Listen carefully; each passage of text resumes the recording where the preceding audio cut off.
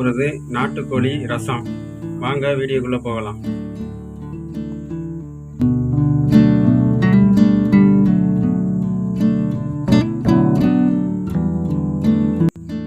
ரசத்துக்கு தேவையான பொருட்கள்: மிளகு ஒரு 20 மிளகு, சீரகம் ஒரு ஸ்பூனு, சோம்பு ஒரு ஸ்பூனு, சின்ன வெங்காயம் ஒரு 10 வெங்காயத்தை நல்லா உரித்து எடுத்து வச்சுக்கிறேங்க, பச்சை மிளகாய் ஒரு 6 பச்சை மிளகாய், பூண்டு ஒரு முழு பல்லையும் எடுத்துக்கிறேங்க, இஞ்சி கொஞ்சமாக இருந்தால் போதும் தேவையான அளவு. இதெல்லாம் வச்சு அம்மியில் நல்லா அரைச்சி எடுத்து வச்சுக்கிடுவோம்.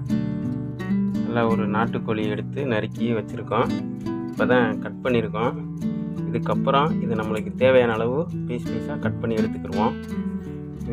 அந்த நாட்டுக்கோழிலேருந்து எடுக்கப்பட்ட ஈரல், அதோடய முட்டை, கொழுப்பு எல்லாம் இருக்குது. நல்லா இந்த மாதிரி சின்ன சின்ன பீஸாக கட் பண்ணி போட்டுருவோம். பாருங்கள், சின்ன பீஸாக இருந்ததுன்னா, ஏன்னா ரசத்துக்கு சின்ன பீஸாக இருந்தது நல்லாயிருக்கும். இப்போ நம்ம எடுத்துக்கிட்ட இந்த மிளகு, சீரகம், சோம்பு, இஞ்சி, பூண்டு இதெல்லாம் நல்லா இந்த மாதிரி நறுன்னு வர அளவுக்கு அரைச்சி எடுத்துக்கிறேங்க. ரொம்ப மாவு மாதிரி அரைக்காதீங்க. ரசத்துக்கு இந்த மாதிரி அரைச்சாதான் நல்லா வரும், வாசனையாக இருக்கும். இப்போயே அரைச்ச பிறகு வாசனை நல்லா கமகமன்னு வருது. இது மாதிரி நீங்களும் அரைச்சி எடுத்துக்கிறேங்க. தேவையான பொருட்கள்: ஒரு கருவேப்பிலை கொஞ்சம், 2 பச்சை மிளகா, தக்காளி 2 தக்காளி நல்லா பொடியாக நறுக்கி வச்சுருக்குங்க, சின்ன வெங்காயம் ஒரு 10 வெங்காயம் நல்லா சின்னதாக நறுக்கி எடுத்து வச்சுக்கிறேங்க.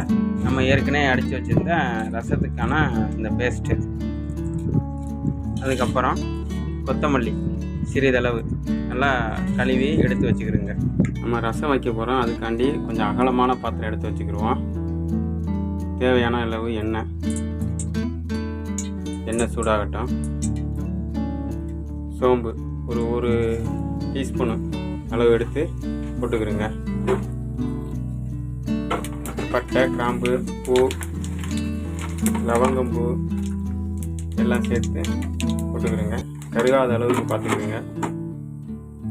வெங்காயம், சின்ன வெங்காயம் நம்ம நறுக்கி வச்சுருங்க, சின்ன வெங்காயம் நல்லா மிக்ஸ் ஆகிற அளவுக்கு கிண்டி விடுங்க. வெங்காயம் நல்லா பொன்னிறமாக வரணும், அது வரை நான் வதக்கிக்கிறேங்க. நல்லா வெந்துருச்சு. இப்போ நம்ம அரைச்சி வச்சுருந்த மசாலாவை எடுத்து சேர்த்துக்கிறோம். நல்லா வெங்காயம் இந்த பேஸ்ட் நல்லா மிக்ஸ் ஆகிற அளவுக்கு நல்லா கிண்டி விடுங்க. நம்ம பொடியாக நறுக்கி வச்சுருந்த தக்காளியை இப்போ சேர்த்துக்கிடுவோம். நல்லா மசாலாவும் வெங்காயம் ஏற்கனவே போட்டு கிண்டிருந்தோம்னா எல்லாம் தக்காளி எல்லாம் மிக்ஸ் ஆகிற அளவுக்கு நல்லா கிண்டி விடுங்க. உப்பு சிறிதளவு சேர்த்துக்கிறேங்க, அப்போ தான் தக்காளி நல்லா வதங்கும். அதுக்காண்டி உப்பு சேர்த்துக்கிறேங்க. எல்லாம் மிக்ஸ் ஆகிற அளவுக்கு மறுபடியும் நல்லா கிண்டி விடுங்க. நல்லா அடி பிடிக்காத அளவுக்கு நல்லா கிண்டி விடுங்க. நம்ம ஏற்கனவே எடுத்து இந்த கருவேப்பிலையும் 2 பச்சை மிளகா அதை இப்போ கடைசியாக சேர்த்துக்கிறோம். சேர்த்துக்கிட்டு நல்லா கிண்டி விடுவோம். இப்போ வானொலியில் ஒரு 5 நிமிஷம் அப்படியே ஒரு அனல்லே கிடக்கட்டும்.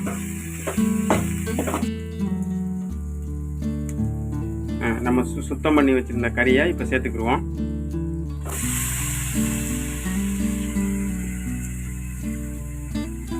நல்லா சுத்தமாக மஞ்சள் பொடி போட்டு நல்லா க்ளீன் பண்ணி எடுத்து வச்சுருக்கோம். அதே மாதிரி நீங்களும் எடுத்து வச்சுருக்கீங்க. இப்போ நம்ம ஏற்கனவே ரெடி பண்ணியிருக்கிற மசாலா எல்லாம் மிக்ஸ் ஆகணும்.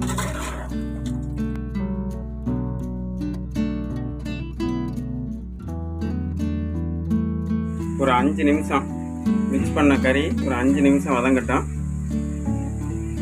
ஒரு அரை டீஸ்பூன் மஞ்சள் பொடி சேர்த்துக்கிடுவோம். நல்லா கிண்டி விடுங்க. மஞ்சள் பொடி போட்டனால மஞ்சள் பொடி நல்லா மிக்ஸ் ஆகிற அளவுக்கு நல்லா கிண்டி விடுங்க. மூடி வச்சுக்குவோம் ஒரு 10 நிமிஷம். சிறிதளவு தண்ணி சேர்த்துக்கிடுவோம். இது சீரகம், மிளகு இதெல்லாம் அரைக்க பயன்படுத்தின தண்ணி, அதை நாங்கள் சேர்த்துக்கிறோம். அது போக ரசத்துக்கு தேவையான அளவு தண்ணி நம்ம மேற்கொண்டு சேர்த்துக்கிறோம்.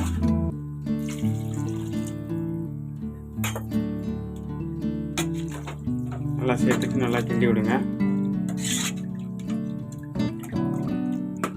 நம்ம ஏற்கனவே சிறிதளவு உப்பு சேர்த்துருந்தோம். இப்போ ஃபைனலாக இப்போ தேவையான அளவு உப்பு நம்ம சேர்த்துக்கிறோம். நம்ம எல்லாமே சேர்த்தாச்சு.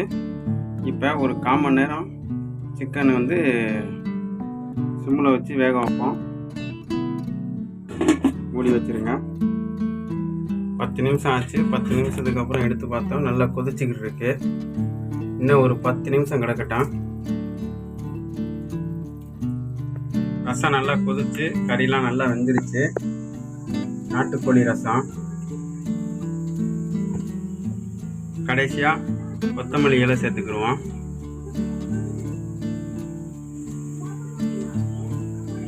நாட்டுக்கோழி ரசம் நல்லா வந்திருக்கு. நல்லா வாசனையாக இருக்குது. நீங்களும் உங்கள் வீட்டில் ட்ரை பண்ணி பார்த்துட்டு கமெண்ட் பண்ணுங்கள்.